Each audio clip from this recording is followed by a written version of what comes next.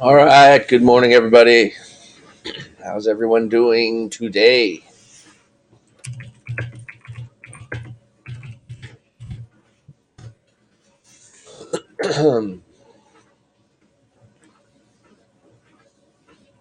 Hopefully, you guys can hear me.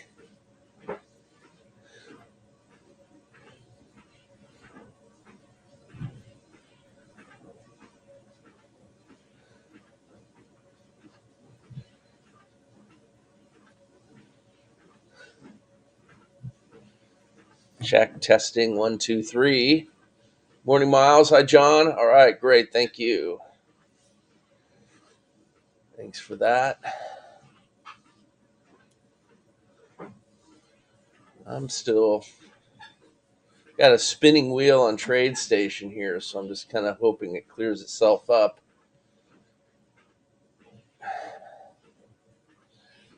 One and done on crude oil. I was going to pull that up, and I will in a moment.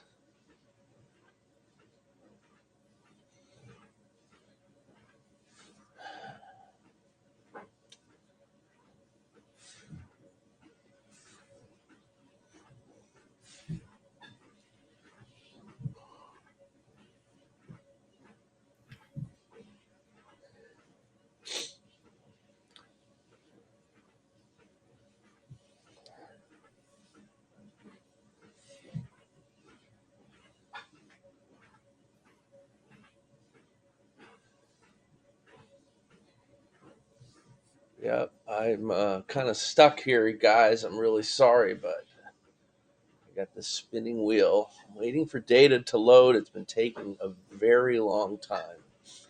And I can't really do anything unless I hard quit, and it'll take a while to restart. So I'm hoping this clears up in a moment.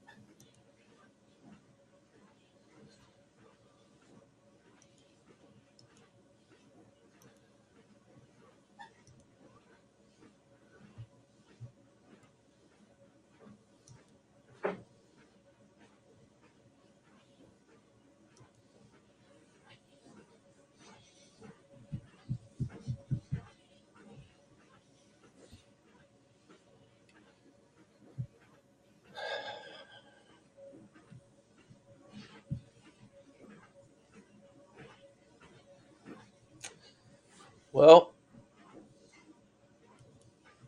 trying to cancel what's happening here, but I may have to hard quit. It's funny, I was gone for so long, not a problem, and now this week the ghost has reappeared. So I'm waiting for TradeStation to start, unable to get it to do anything. And this is going to take a few minutes to hard quit. If you guys bear with me, I appreciate it.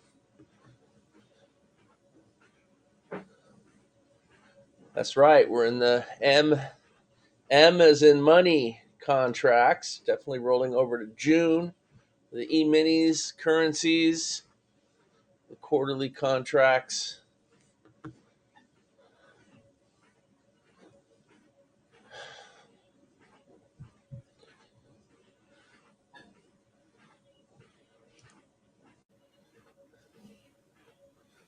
All right. I think I got it.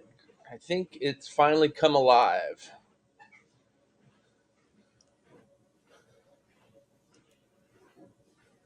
Data's starting to come in.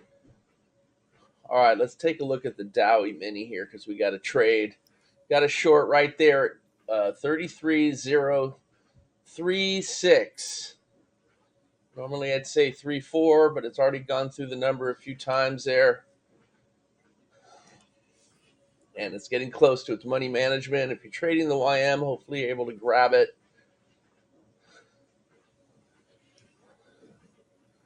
It was this earlier winner here that may have happened too fast and then a small loss. So we'll see. Anyway, this one's hitting targets. The YM should be done, but it looks like at least 10, maybe more, 12, 13. There was time to grab the blue trade. I mean, this is the trade here. Just waiting for it to. Huh. Still trade station's not working. There it is. It's just really slow. Okay, anyway, the Dowie Mini, you guys get the idea. The blue trade. Crude oil also a really nice winner at 9 a.m. right here. Hitting its target 1 for $200 a contract. Just missed target 2 and then stopped out. But still one and done on crude oil. These just continue to win. And crude oil has just been a great trade just throughout. Spotlight just it wins a lot. You know, every now and then there's a losing trade, but there's just so many winners. You look for the topping pattern where you've got your exhaustion dots, second set, slightly below the first. You could use counterpunch with this too, but those are money trades. Quite often they're going to just do really well. Same with here on the upside. This one here you can get in sync, but you can just see the failure to make a new low or the failure to follow through. Like here's the failure to follow through. It breaks through and makes a new low with no follow through. And so then the reversing long trade. Remember, if it breaks support or resistance with no follow through, you could often rely on a strong move in the opposite direction. So those are always really good to look for also,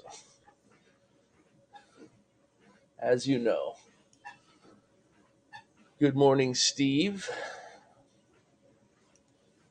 And as John pointed out, and I just wanted to wait for a few more people to get in the room before re-announcing that we're definitely on the June contract. So make sure you've rolled over your E-minis.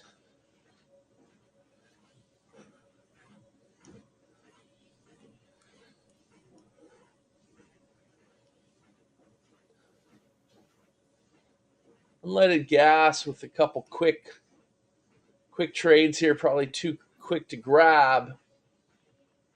All these rather quick.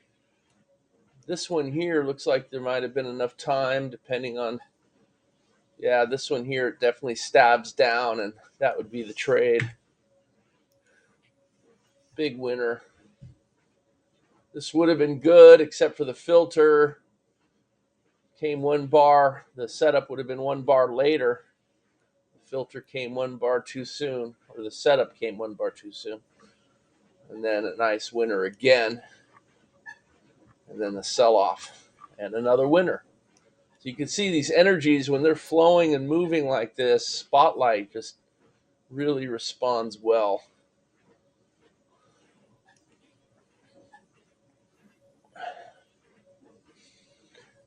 And let's just do a quick look at this micro NQ. Just moving super fast.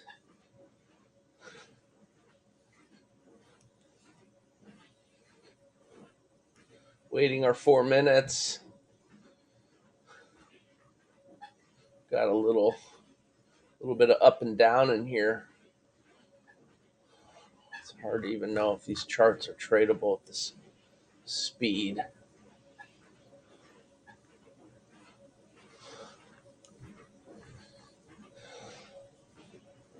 Sure is nice when you catch them.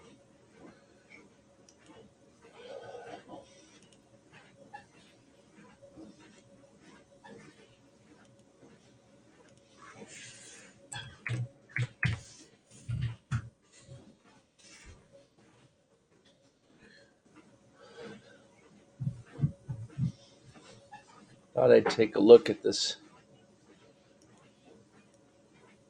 counterpunch Russell chart. This used to be a chart we followed and it always did well.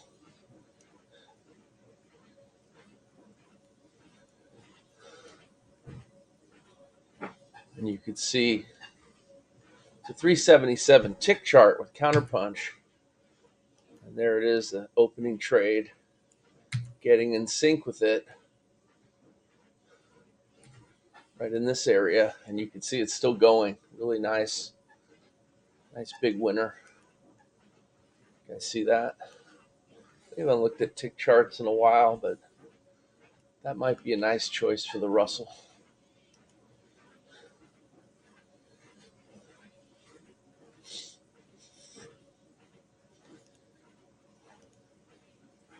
And the pound Aussie one and done as well. There's a trade that kicked in. This has been such a long time performer here.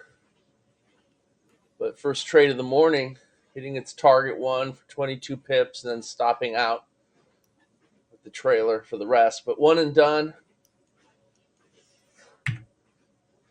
Mondays have just been such a great day to take advantage of these tried and true trade plans. As you probably have noticed, that most of these plans end up one and done on Mondays.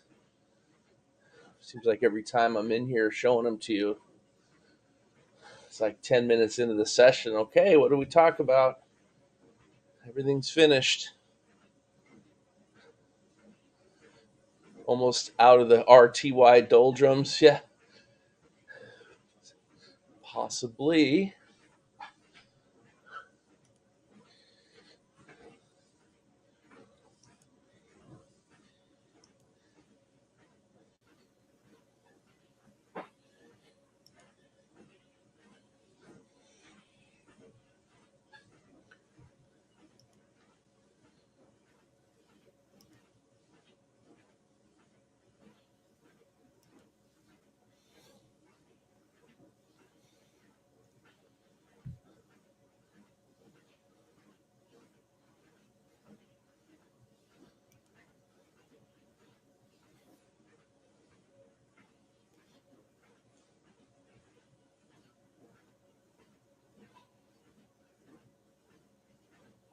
So I was just looking at some of these micro Russell charts with the catapult Russell. I have this is what took so long to load, and I didn't realize it. I was asking for way too much data, but got this chart here with 32,000 trades. It's literally won 85%. 85% winners of 32,000 trades. No wonder TradeStation was freezing up. Now, that's not a chart you're going to just start trading, even though it wins a lot, because the wins are small. But you could take that information and then look to carve out a small trade plan that gets you one and done and quick, and increase the average net profit and the profit factor. But I use that as like a control chart, because if it wins a lot with the high win rate, then it's all the other little things we do to get it to become really profitable. That is the whole less is more concept. But this is just trading at 24/7 with an 85% win rate dating back to last September. I mean, there's flaws in the test because it's continuous. It's a continuous chart. There's certainly going to be days in there that shouldn't be, etc. But it's a signpost, right? It's a good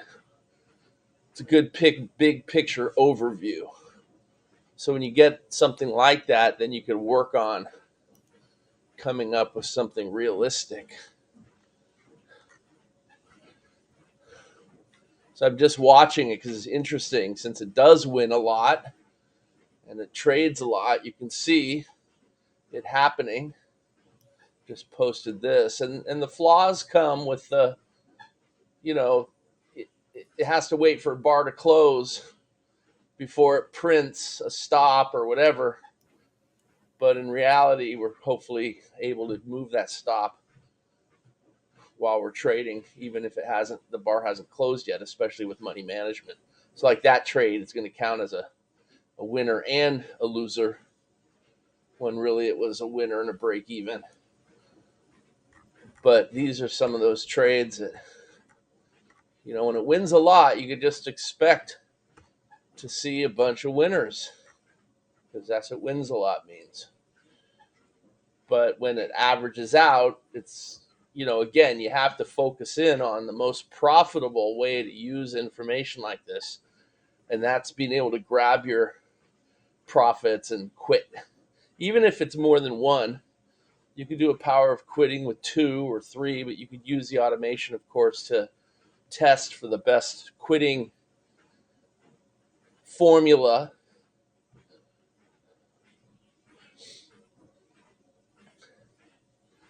And the M2K, obviously the micro, only 37,000, so the volume's not quite there compared to the micro. And Q, also nice chart. You lose a couple small ones and win a big one. That seems to be the pattern here. But look at that, 344,000 contracts versus the 37,000. I mean, it's 10 times more volume than the micro Russell. 10 times.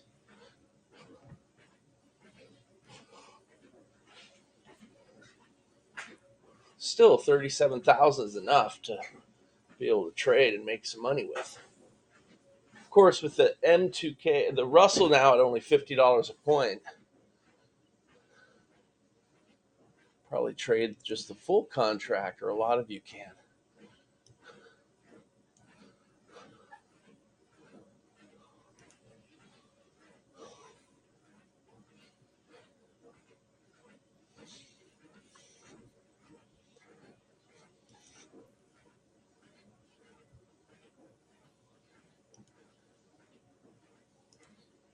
We're just looking at the Russell 377 tick with counterpunch.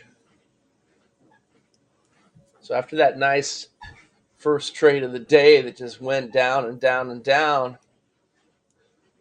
by the way, that's 60,000 contracts on the full Russell. 60,000, almost double, not quite double.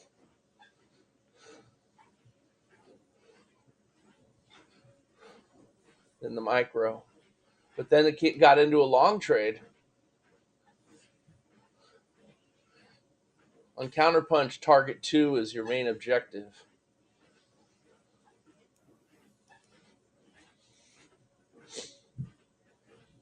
So when you look at this chart, you're looking to trade opportunity. A lot of the trade plans we do in here are mainly, you got your start time, your stop time, your hard power of quitting rules. But another way to treat these strategies is to trade looking for high percentage patterns. And I always try to point out the same ones so you get used to it. This little low was made right here, and then the bar kind of spiked through a little bit, picked up the last seller, poor guy, whoever that was, hope it wasn't you. No follow through after a nice move lower. The lack of follow through to the short side often leads to a strong move in the opposite direction. And whether this is a strong move or not is yet to be seen, but it certainly was a move big enough to grab 7.6 points to target 2. Again, if you learn to train your eye to look for those kind of trades, the lack of follow through and it pierces to new highs or lows and the opposite trade, you're going to win a lot of those. I mean, that could be your trade plan. Just lay in wait, be patient. It's a matter of attention span. Can you watch the charts long enough? Give yourself 30 minutes, 45 minutes where you're just intent upon finding that situation. You could have maybe 4 charts that you follow. I don't know, with practice. But the same patterns occur. It's just price action. It's going to occur. And it could be a tick chart. It doesn't have to be a momentum bar. Tick charts are easy to trade because you can see the countdown. You know when the bar is going to close. Remember, it's based on order flow. Range bars are based on price range. These charts are based on how many trades actually occurring, regardless of the size of the trade. It doesn't care about that. It just cares about how many. You see it counting down.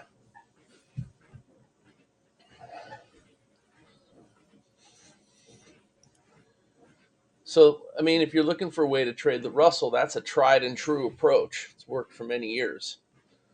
The counterpunch and the 377 tick.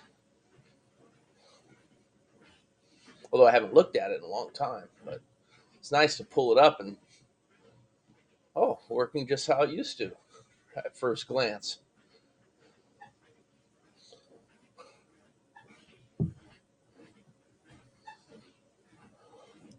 It's amazing. Counterpunch is so old, it's hard to get away from it. Here's the first trade of the morning with a 9 a.m. start with crude oil. And again, you can see the pattern, hopefully. Pierces up to a high here. Look at how the price is pierced above it by a tick or two. Failed. And then the first big winner, failure to break higher on a breakout. Wouldn't want to be the guy that ticked up, the last buyer. That person lost big. And the short trade hitting all three targets. Or no, it didn't hit target 3. It stopped out. It missed by, well, actually it did hit target 3. It hit it perfect right there. I think so. 102.68. 102.69. It missed by a penny. But again, those patterns are money. If you could just look for them and be patient and keep your attention span on your charts for a certain amount of time. You could use tools like horizontal lines or whatever to mark your highs and lows and wait for it to just barely break through and fail. And the reversing trade will often make you a good bundle.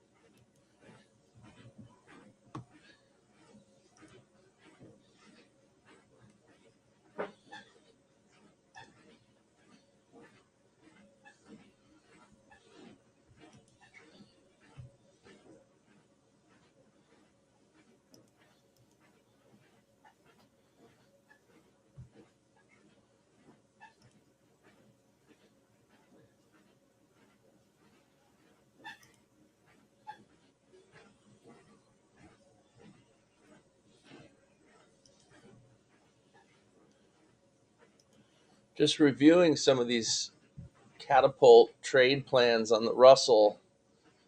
Seems like so long ago when we did this, but there's some plans that are winning really nicely. These 5-minute charts, surprisingly, doing very well. Some of these other momentum bar charts as well, and range bars.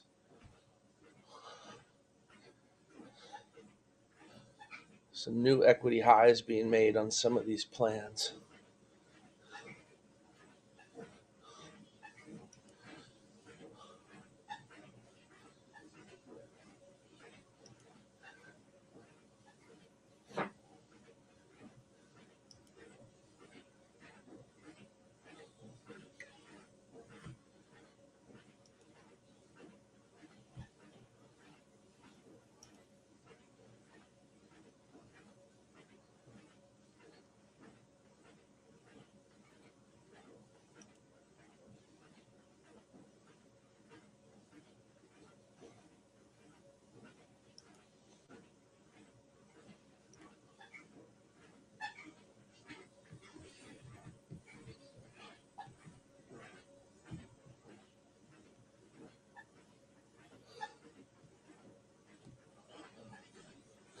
Am I not streaming now, you guys? Can you hear me?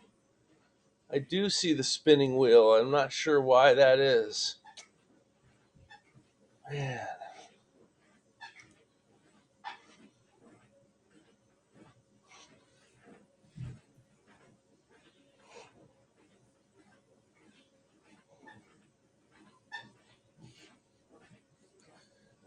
It looks like it's reconnected.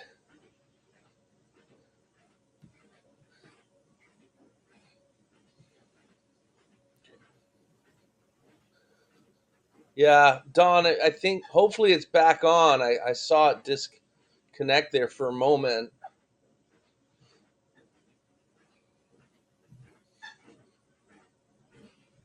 Might have to think about another platform for the trade room. YouTube's been fun, but yeah, definitely. I noticed that just now, and there's the delay. YouTube's been fun, but maybe it's time to start thinking of something else.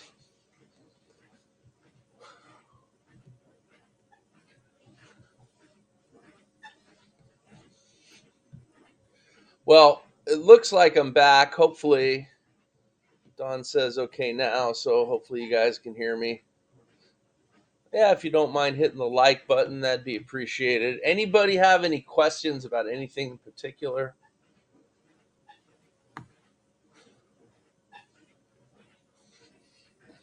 We do have the 10 a.m. mini session starting with crude oil here momentarily. Another 5 minutes.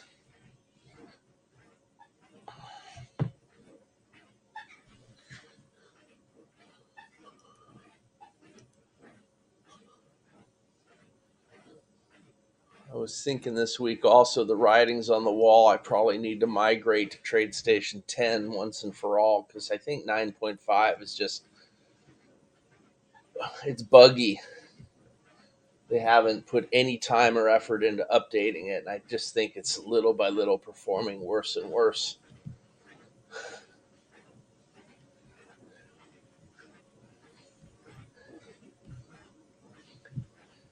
Starting our active fast strike pre-launch this week. I know a lot of you are excited about that. I've received a bunch of emails. Romulus put a nice trade up on Friday in the Trade Hacking Club channel. So anyone looking to add a little bit of swing trading to their mix, this is more of a fast swing trade. It's often in and out rather quick. That's why it's called fast strike, but it still takes very little effort. Once you're set up. Anyway, that's starting. It's been a lot of work getting it up and ready, but it's about ready. Excited about it.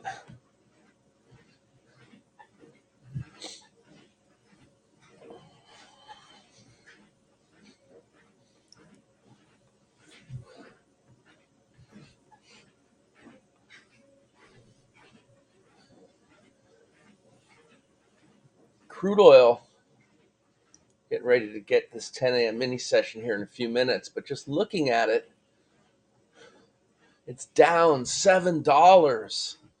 Look at these huge moves. That's why these day trades work so well, especially if you look for those special patterns I pointed out to you. You got so much range. That's a $7,000 per contract change in price, down $7, 6.5%. It's crazy. This kind of volatility is not going to last forever. So you want to enjoy it while you can.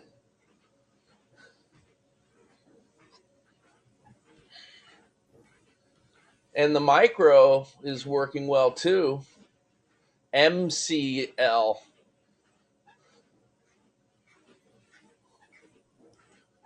I'm going to pull that one up as well.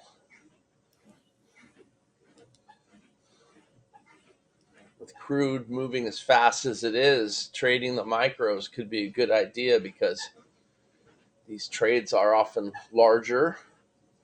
And with the micros, you can scale out at different targets. I think that's MCL. No, MCL.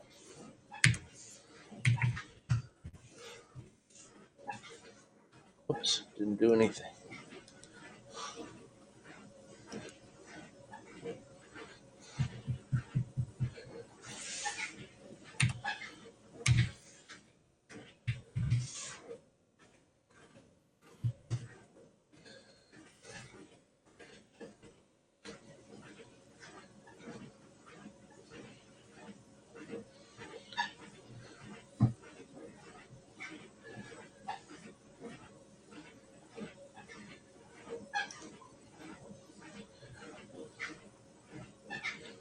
It's a little different. So that's the micro. 108,000 contracts on the micro. It's 1/10 the size. So instead of $10 a tick, it's $1 a tick. So that's a nice option to trade if you're looking to kind of reduce your risk on this high flying crude oil market. Oops. We got the 10 a.m. mini session here, so I'm just going to set these up side by side. Micro on the left, full contract on the right. You can see a little bit different the way the bars are landing.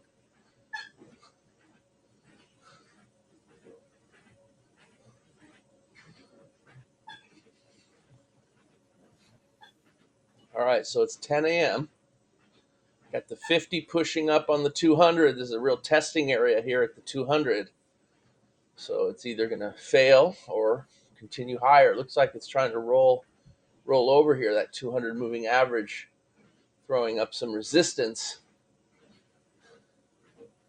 See what happens.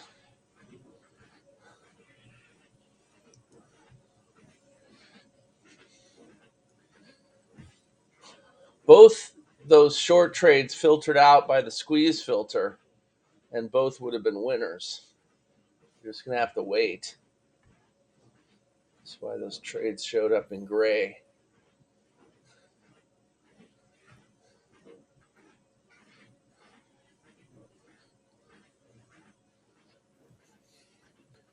So there's a long, looks like it's going to cancel on the full contract on the right. Oh, it hasn't canceled yet. Long at 102.23. It actually triggered in on both of them. 102.22 on the micro.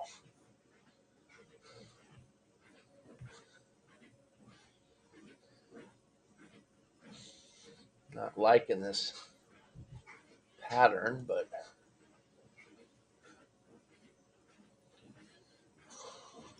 this is the micro. It's got to get through that 200 moving average. A hard time doing that.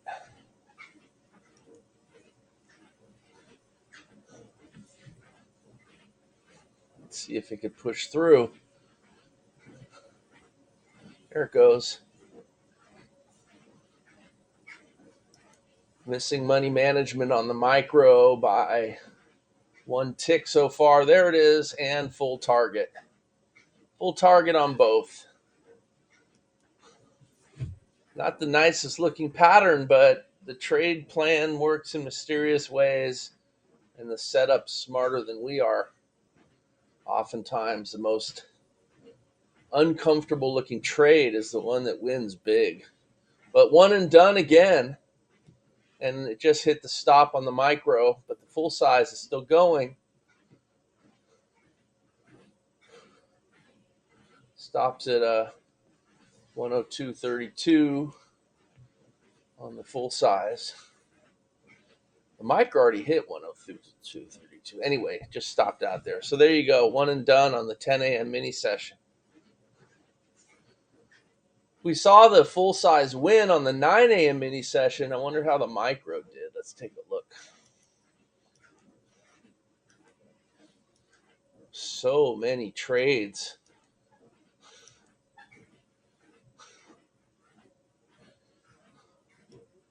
So the 9 a.m. setup actually canceled on the micro, and then there was another one. Looks like there might have been enough time to grab it. Would have had to have been looking, but barely, not really. 9 seconds, maybe too fast.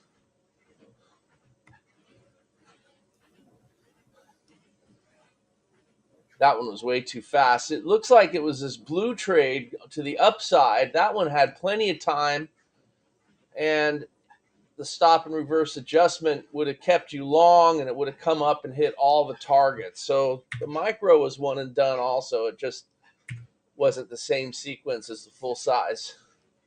The stop and reverse adjustment, of course, keeping you safe on there. And anyway, it would have went so fast.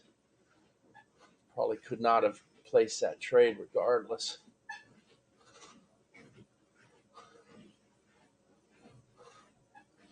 I mean, we would have adjusted that from 29 to 27 and it went to 28. So it wouldn't have even hit the entry. That's why we do those adjustments. Staying long, all the winners. Illustrating the importance of trade plan rules that you're confident in. You could execute quickly.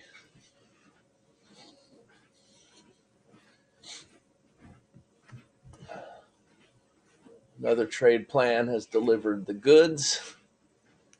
10 a.m. mini session.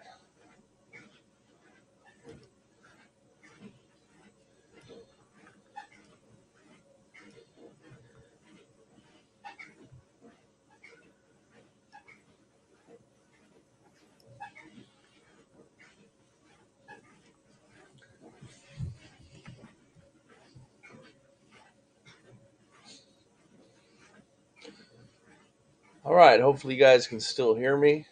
I'll look back at the YM again. It's up 200 points today.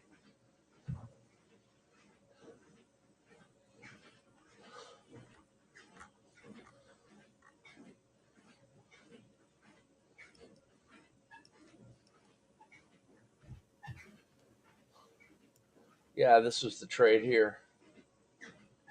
One and done really quick. There's been some nice trades since.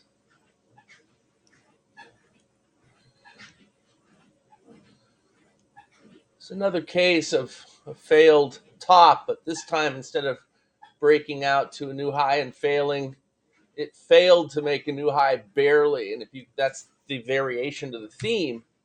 You find those 1, 2, 3 bottoms or tops, or both, kind of like that, those kind of patterns. And the next short trade, obviously, a nice big winner. You see it over here too. You got the support off the 200. You attempt to get higher, coming down to test that swing low and making a higher low, and then, of course, leading to a nice winner. Those are the kind of patterns you want to look for, and you could get in sync with them too. You don't have to take the first entry. In fact, sometimes it's better not to. Better to wait. Like here's, this did make a higher low than this one, but the number 2 point is, a little sketchy because it breaks out to new resistance. I mean, it still worked, but then you could look at this low and see if it comes down and tests again, which it does here, and then get in sync with the setup that occurred there. It's just variations of the same theme, but those are the kind of patterns, if you just train your eye and practice them and look for them. You had like multiple chances to see that occurring on this pink trade here, failing to make new lows in more than one place and finding support on both moving averages with the ascending 50 coming off of the 200.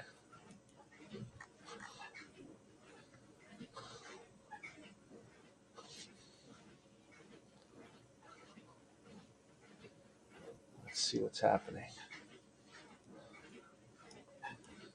Here's a case where you don't have a chance to really wait for the retest, but you do have a break to new swing lows and no follow through.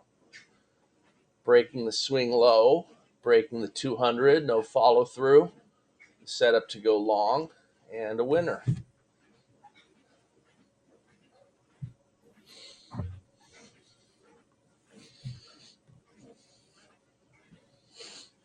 Hey, I don't see any questions, so I'm running out of things to show you guys.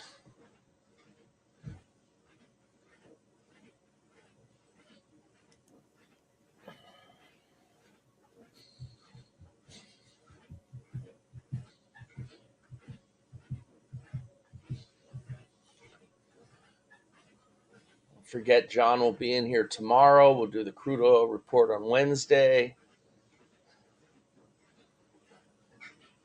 And John will be in here on Thursday as well.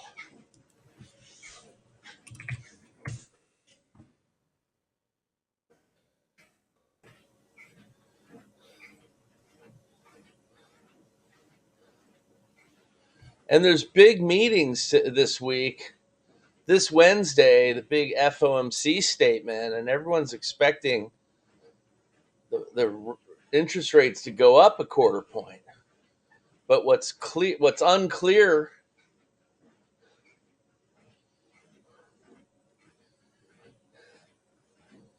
is what they're going to, what's the guidance going to be going forward. And so I expect this is going to be a very volatile week.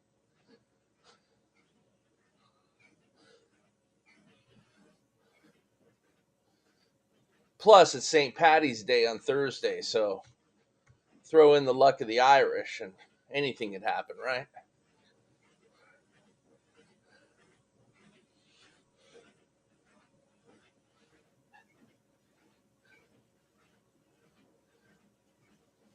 Got economy financial meetings happening in Europe all day tomorrow. And of course, the insanity of the war, which is certainly unpredictable. John's saying 120 tick trailer in 1 minute. I mean, that's just crazy on a full-size contract. That's $1,200 in a minute.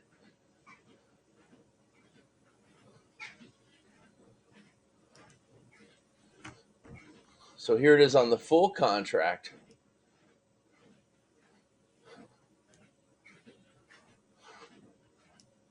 Short at 10:04 and 38 seconds, stopping out at 10:08. So that one took about 3.5 minutes. That stop at 101.21 and the short was at 102.39. Crazy. And just looking at, let's go back to that for a second. We'll look at the micro also, but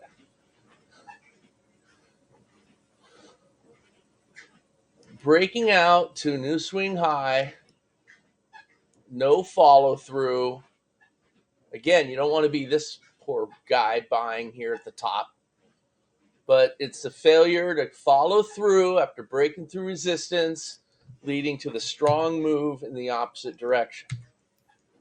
And it happens quickly, so you have to work on it. But this is the type of thing you could pop it into sim mode and you could practice looking for those situations, executing and seeing if you could get good and specialize on that kind of setup. That one and the little 1, 2, 3 tops and bottoms, both those can make for a real nice trading program. You can get your winners and get out. Or get really good at it and keep looking for trades. I mean, you can have some really good days.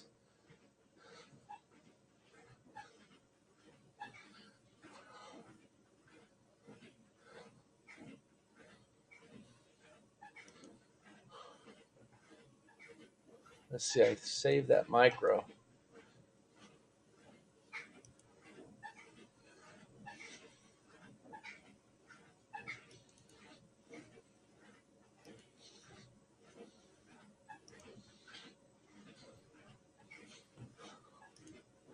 So here's the trade John was talking about. Basically, it's the same thing.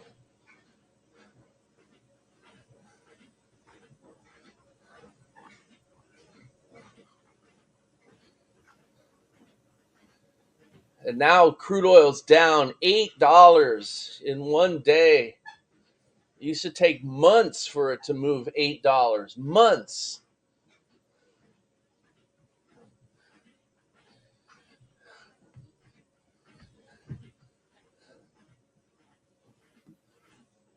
All right, what do you see? What just happened? Swing low here. Break to a new low, failure to follow through. Long trade, winner.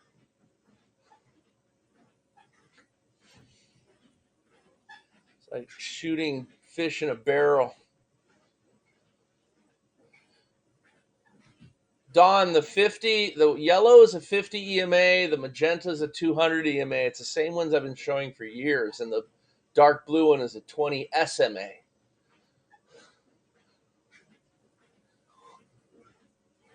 The 20 SMA is a nice pullback zone when you're looking for action, reaction, subsequent action, which you can see all over the place.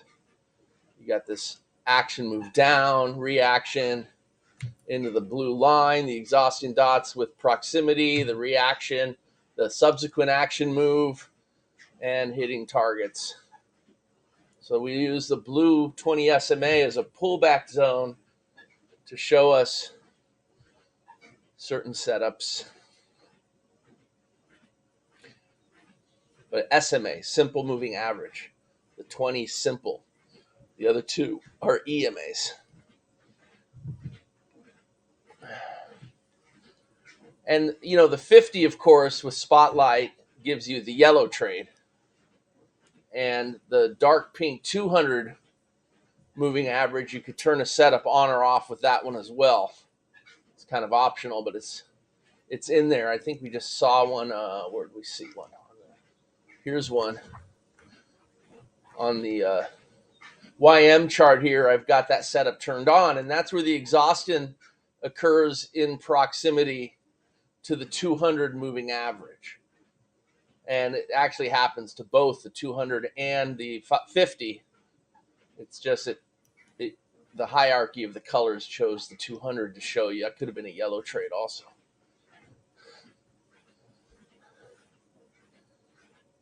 Does that make sense? You see the difference? Two different pinks are totally different setups. This other darker color pink is your overbought setup. The magenta, brighter pink is your exhaustion proximity to the 200 moving average. Totally different setup, even though they look kind of the same, but they're totally different. They do different things.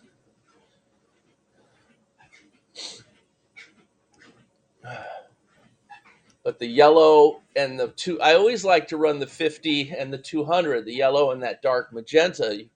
You've seen them before, Don, over the years. I kind of haven't changed it because it just gives structure. It does such a good job of showing us where support resistance levels are likely to occur.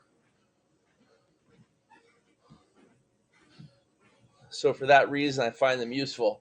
They could be distracting too. I mean, sometimes they got you second guessing setups because you see a bright colored line and you think, oh no, maybe I shouldn't take that trade.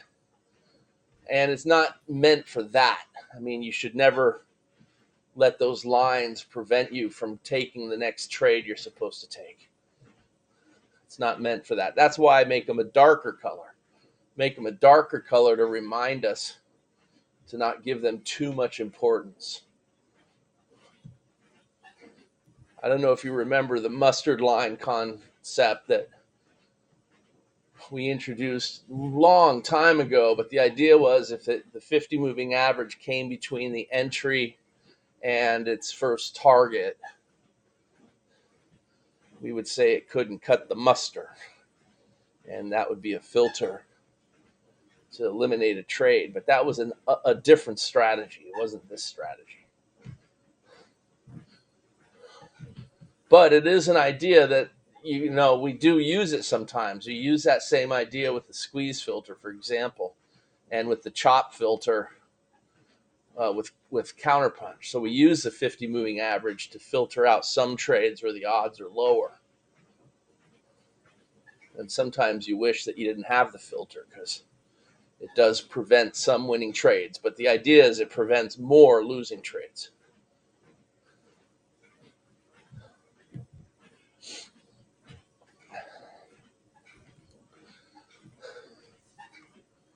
So if any of you have any questions about that, feel free to let me know. A few more minutes with you guys before I say goodbye.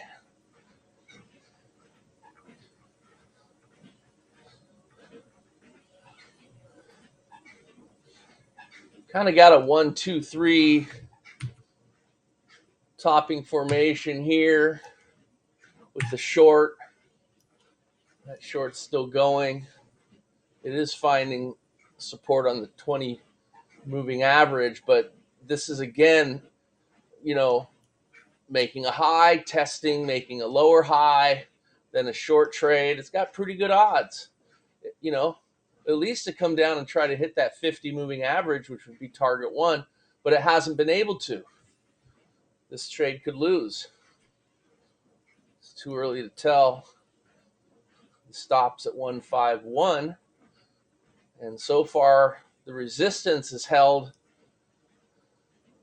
as well. So it's kind of like, which way is it going to go? This is what a balanced market looks like, where the buyers and sellers are pretty even until one of them takes over. So it'll be interesting to see, because it failed to make a high again here. A couple places it hasn't been able to get above the 150. Now it's going to test the support, and there's a good chance it'll break through and at least get to the 50, but it hasn't been able to yet. But still, that's the kind of setup you want. That's the kind of short trade that has higher odds of winning. Doesn't mean it will win. It just means it has higher odds. That's all you can hope for as a trader, is having the best odds. And yet it could still lose. Looks like it has a good chance of winning, though.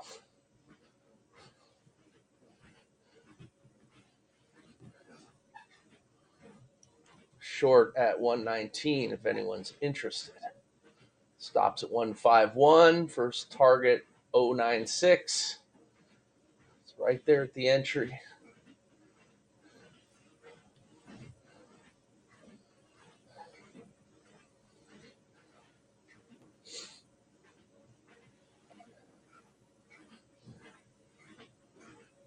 A lot of indecision. The Dow up 300 points now, almost up a full percent. There's got to be some optimism. All the discussion about possibly a negotiated end to the war in Ukraine. We all pray for that. But that may be what we're seeing. I mean, there's been, 5 out of 6 down days in the markets, or I forget the exact number, but definitely everyone's debating when the low is in place, but we haven't really seen any capitulation. We blow out low. We may not get that. Everyone's talking about it, waiting for it, but it may never come.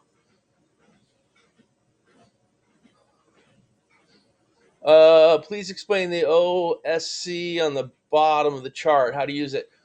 Yeah, so Steve, this is part of the Spotlight Power Trader. It's very important to the strategy. Basically, it measures when a market is overbought or oversold based on how the strategy works. And so when the pink line pierces up above the yellow horizontal line, the market is overbought, and then you're going to get your pink trade. That's why we see a pink trade to go short here. When the blue lines spike up above, it's oversold, and then you get your long trade. So that's the first way we use it. It's a very unique indicator, that's for sure. It's also got another component, and that's the green line. And the green line is a trend strength indicator. So if the trend is strong, you see it sloping up. It's a lagging indicator, so you can't put too much, notice that there's no trend at all, and the green line's drifting lower, lower, lower, lower, lower, right?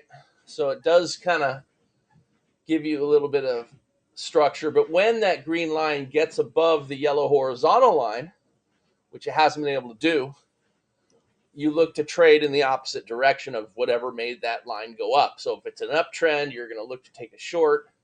You'll see a green trade to the short side. If it's a trend going down, a strong trend down, don't really see any at the moment, but the green line would go up because it doesn't care if the trend is up or down. By the way, that pink trade did stop out. That was a losing trade.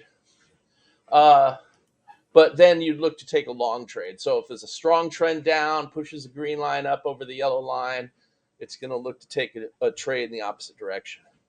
And then the final use of it is sub-zero.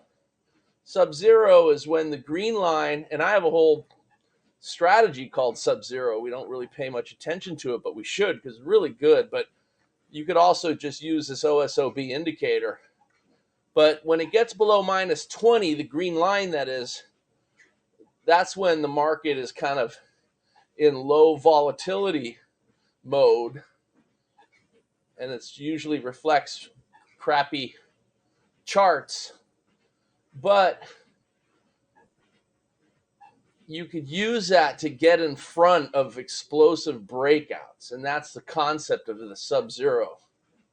So sometimes it just pokes below barely, and then getting into a trade's a good idea because pops up. Other times it lives down in the minus 20 zone, the sub-zero zone, and you might want to look for other clues to take trades, some of those price patterns I pointed out and stuff like that. But it's a way to get in front of a move before it happens.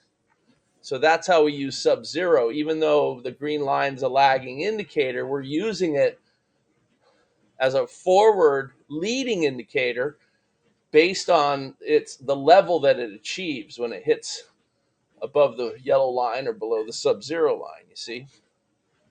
So this is a very useful indicator. It's just unusual and it looks weird, and if you don't know what it does or its significance, you kind of look at it and wonder what the hell is it there for.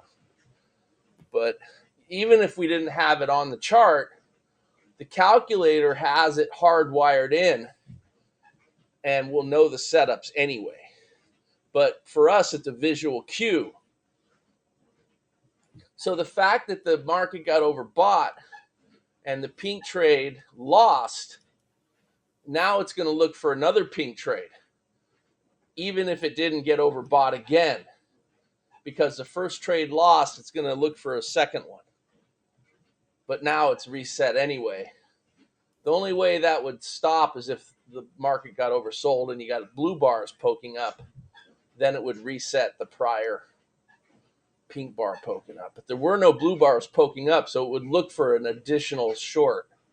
And then it got overbought again, so it's going to look for a short anyway. But that's how it works, Steve.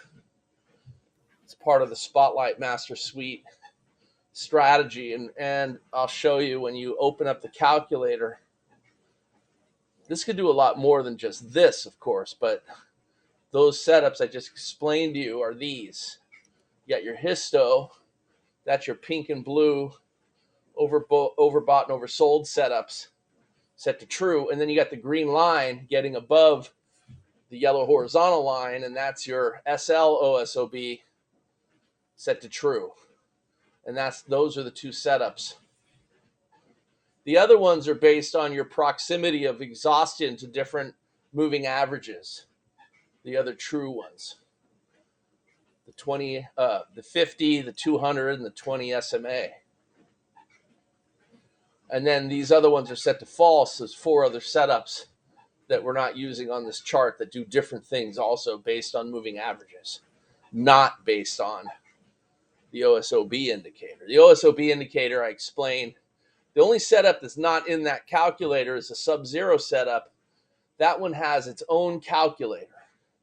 So you could literally put a Sub-Zero chart up, and all it does is look for the situations where the green line gets below -20 for your Sub-Zero setups.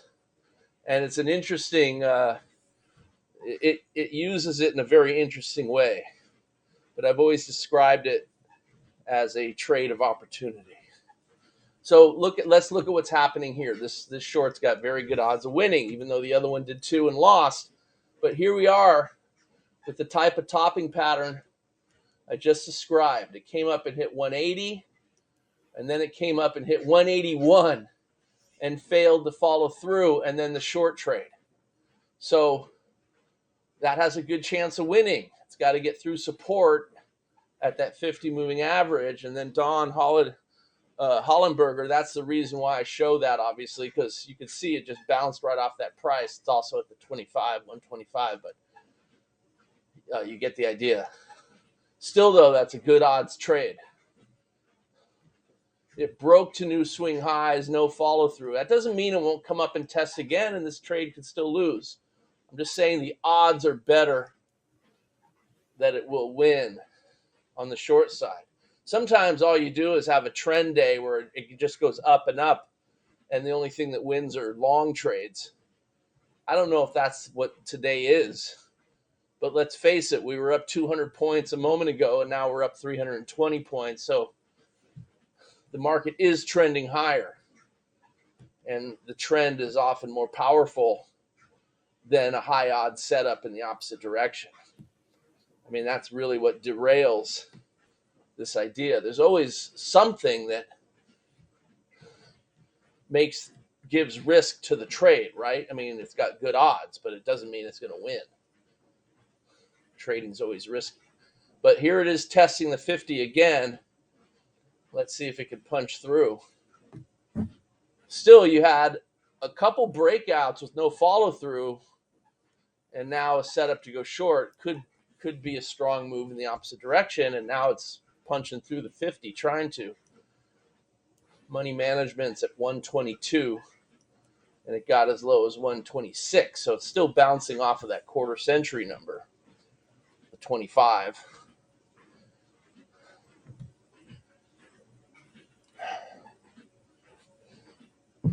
But Steve, you'll notice that Spotlight picked that up early with the overbought condition on that OSOB indicator.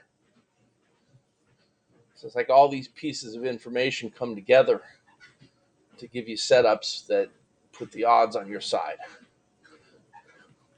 Then you just got to combine it with smart trade planning. And that's the winning formula.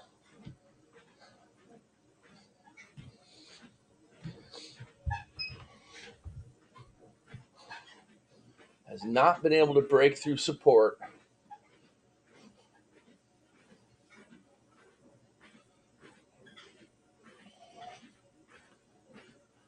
Look what happened to the Sub-Zero line.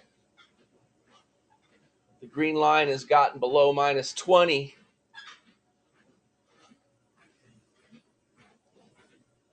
Which way will it break, up or down? I'm not sure it's done testing on the upside, but that 25 level and that 50 moving average also testing. So you can see the test, and it's pushed the trend strength indicator down below Sub-Zero because there is no trend. The market's balanced. It's a big tug of war. Looks like the sellers are winning. It just hit money management. So if you're in that trade, it just hit your break-even point. You move your stop to break even now.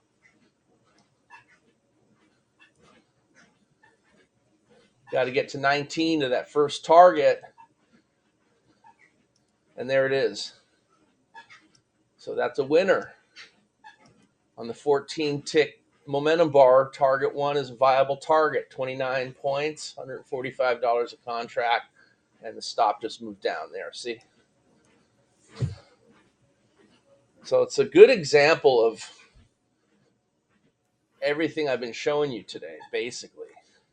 Even though this one didn't quite work, it almost did. The next one did work.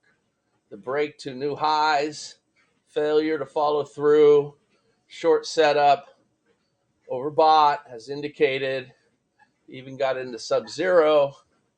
And notice that the line's starting to tick up a little, indicating that, I mean, if this line keeps going up, that's going to reflect a stronger move down.